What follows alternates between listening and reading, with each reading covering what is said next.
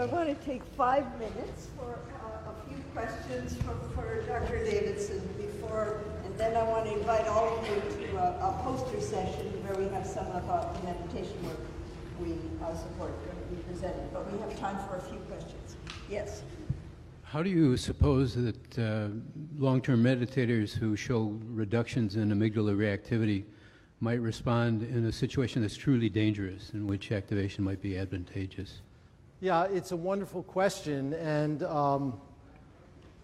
are a couple of instructive examples.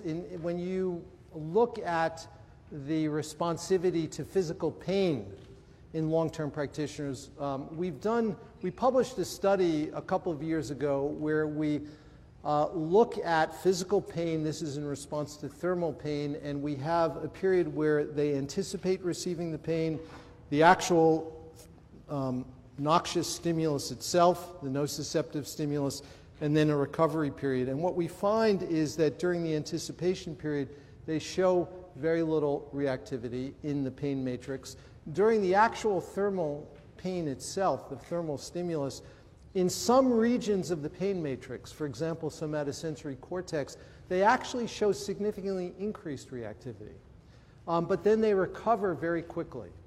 And so it may be that a lot of the variance associated with suffering is captured in the anticipation and the recovery periods, but during the actual critical event, they may show high levels of reactivity. And if we had the right kind of temporal resolution, we may be able to capture it. And so my intuition is that during a situation where there was truly a dangerous stimulus, they would in fact show reactivity in the appropriate networks, but the reactivity wouldn't linger beyond the point where it was useful.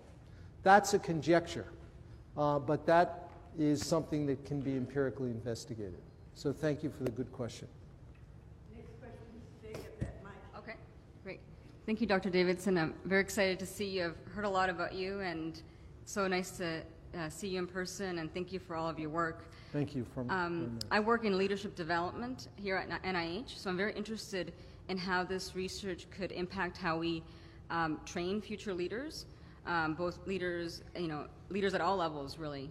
And so I'm wondering, from your research, is there enough evidence to suggest that we can start exploring how mindfulness can be included in leadership development? How might you suggest that? Yeah, I think it's a great question, and I certainly am extremely interested in that area. I think that there is opportunity to explore that.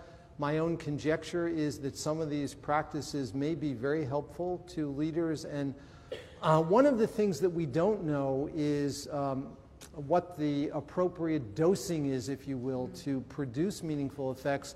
And it may be that you can sprinkle very short periods of practice throughout a workday in a way that can actually mesh well with a very active work life and still produce beneficial change, which may be a useful strategy for leaders.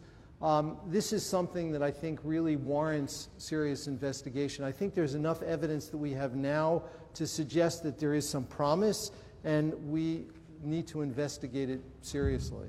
Thank you. Thank you. Hi, are there any organizations that use meditation to work with autistic children?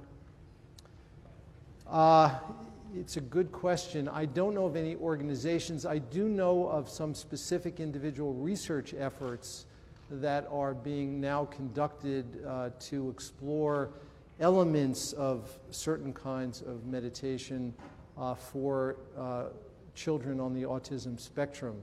I don't know of any published data yet. So I do think that there are some good scientists who are starting to look at this, and I think in the next several years we'll see some published data on this issue. Okay, thanks. Thank you. Okay, we're going to take 2 more questions, and then we welcome everyone to join us at our poster session. Go ahead, please. Thanks. Do you know any examples of advanced practitioners of meditation doing neurofeedback tests? You showed that there are clear differences in advanced practitioners, with these certain biomarkers, but do you know of any examples of like using real-time neurofeedback and are advanced practitioners able to do it, better? Yeah, I don't know the answer to that question. The scientist who's doing the most work with that, rigorously is Judd Brewer, who is at the University of Massachusetts Medical Center, and he's been looking at feedback from the posterior cingulate, and has a little bit of data that I've seen with longer-term practitioners. I don't think it's been published yet, but it's sort of really just beginning. So I don't think we really know the answer to that. Thanks. And from Ms. Mike? Thanks.